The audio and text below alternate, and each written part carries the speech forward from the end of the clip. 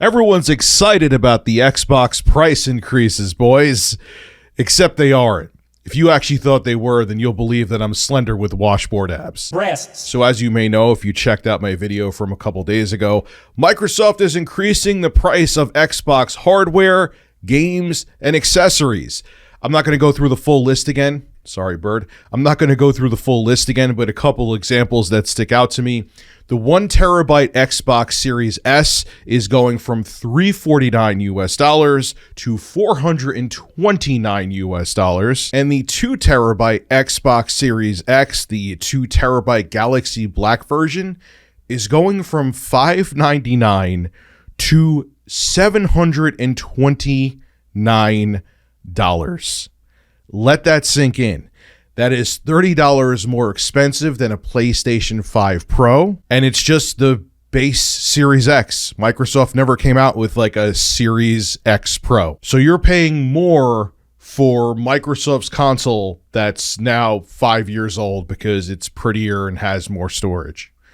And it's no more capable than the launch Xbox Series X. And Microsoft is in a distant third place when it comes to console sales. They're at 32 million and change. And they're increasing prices. I can't. Oh, God. Well, anyway, the internet has reacted to these price increases, and no one's happy. And they think it's a really bad sign for things to come in the gaming industry. Daniel Ahmad, who is the director of research and insights at Nico Partners, keep in mind he analyzes the video game industry in Asia and the Middle Eastern North Africa region. So he knows what's going on. Well, anyway, this is the thread that he had on Twitter. This is what he had to say. Xbox is increasing prices globally. This is due to Trump's tariffs and the global macroeconomic environment. Here's why. 1, Xbox consoles are manufactured in China and subject to a 145% tariff when entering the US. Number 2, the global price increases are to soften the actual price increase in the US, which is Xbox's largest market, as well as due to currency fluctuations. 3, packaged games are increasing from $70 to $80 for this same reason and because they're partially made in Mexico. 4, this is what you really need to pay attention to. I need to stress what you're seeing here is just the beginning. Sony will be impacted by the same tariffs, and we've already seen them raise prices elsewhere to offset the impact. 5, Nintendo did not raise prices as its manufacturing is in Vietnam, but could if tariffs increase. So essentially, he's warning you like this is just the beginning. It's not just going to be Microsoft, and I agree. I think that Sony is going to increase prices again, and there's a decent chance that this Switch 2 and current Switch hardware could increase in price. Like, could you imagine the Switch, the original one, gets more expensive and it launched in 2017? But here we are. Now, Paris, who is a creator for Kinda Funny and Gamer Tag Radio, said this about the price increases. These Xbox price increases, 5-year-old console going up in price and costing $600. Welcome to the new reality of $80 games. This is supposed to be, and this one hit me, this is supposed to be a hobby for everyone to enjoy, but we're quickly seeing people being priced out. That is so true. And here's what Paul Tassi had to say. He's a tech journalist over at Forbes. Xbox went first, but it seems pretty unlikely that Sony and Nintendo will be able to avoid doing this too with the tariffs in place. I repeat, the tariffs. The $80 games thing is separate and just lurching toward the inevitable new industry standard now as the dominoes start falling, which contrasts what Daniel Ahmad said about game pricing, but I hate to say it, with Mario Kart World coming out and it's going to cost $80 if you don't get it with the limited edition Switch 2 bundle. $80 is going to be the inevitable future of game prices. So buckle up for that one. And this one really stuck out to me from Shinobi602. God, I remember using him as a source for stories ages ago. He's another industry insider. And he's showing prices of what consoles used to cost. This should depress you. This feeling like another lifetime ago. He posted, and look at these pictures. This is the GameCube, $99. Well, that's when Nintendo was struggling to sell them, and they really wanted to get one in your home, so they made it cheap. The PS3. Yes, I understand inflation is a thing, but still, even when these consoles were relevant and the main consoles from Sony, Microsoft, and Nintendo, it still felt a lot more affordable. The PS3, the slim model, many argue this is the best PS3 version. The Super Slim sucked. Starting at $249.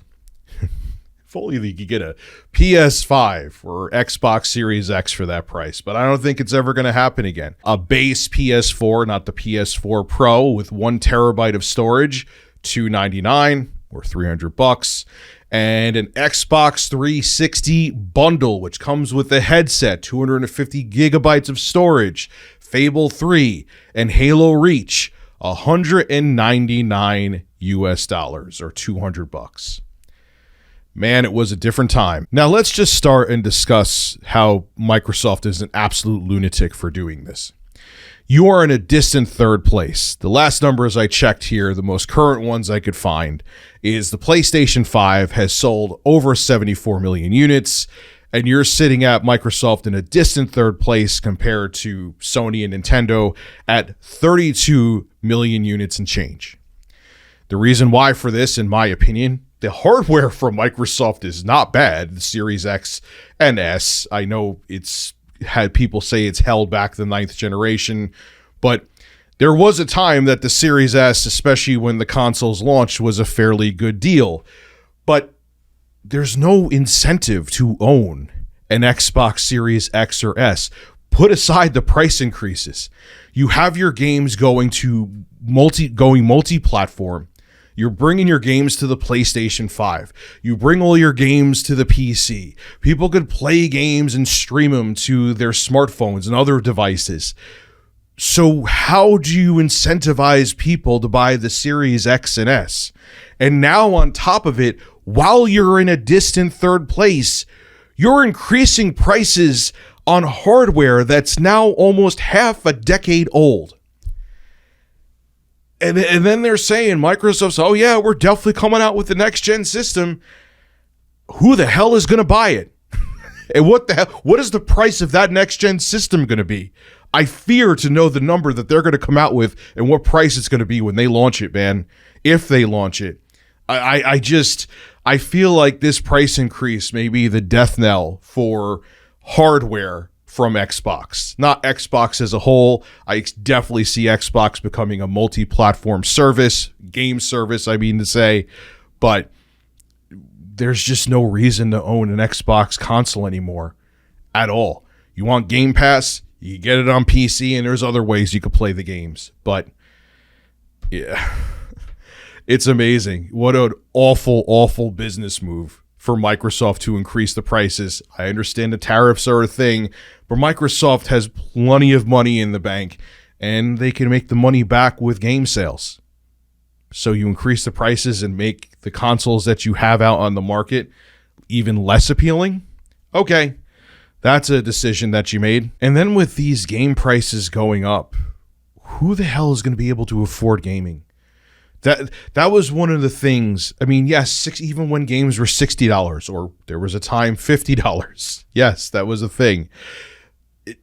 Okay, that's still a decent amount of money to put out, but you got a lot of value out of that game. I'm kind of using the word of Nintendo's book, but it was like, okay, I'm spending $50, but I can afford that, and the amount of replay value I'll get makes this hobby fun, makes this hobby worth it.